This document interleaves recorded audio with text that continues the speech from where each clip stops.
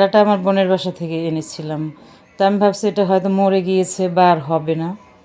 তো বেশ 7-8 মাস পরে এটা থেকে আবার নতুন চারা গজিয়েছে, দেখে খুব ভালো লেগেছে।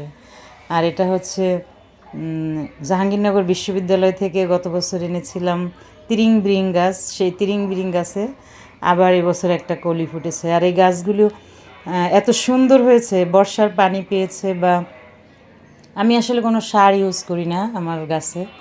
ডিমের খোসা বা এই কলার খোসা এ ধরনের জিনিসপত্র দিয়ে থাকে, এ ধরনের যে জৈবিক সার এগুলোই দিই। সারও করি না, ওটা জাস্ট নিয়ে টবের সামনে রেখে দিই।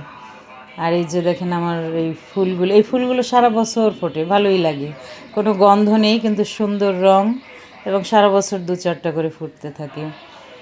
এই যে আমার গত বছরের মতো উচ্ছে গাছ আবার এবছর হয়েছে।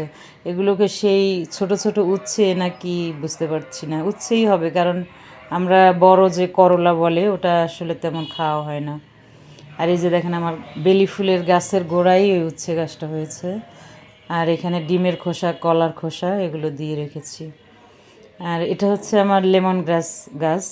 এটা মাঝে মাঝে স্যুপ করলে সেটার মধ্যে দেই, আবার আমি অনেক সময় চায়ের মধ্যে এনে দেই, কিন্তু চা এটা বেশি একটা গন্ধ ছড়ায় না।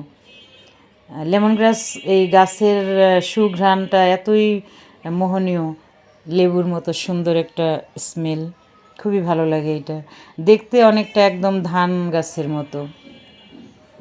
গাছের মতোই ওভাবে একটু ধারালো এই পাতাগুলো। তো এই গাছের গোড়ায়ও এখানে মনে হয় এটা একটা বড়ইয়ের চারা হয়েছে, বড়ইয়ের চারা উঠেছে। আর এটা ওই যে নয়নতারা গাছ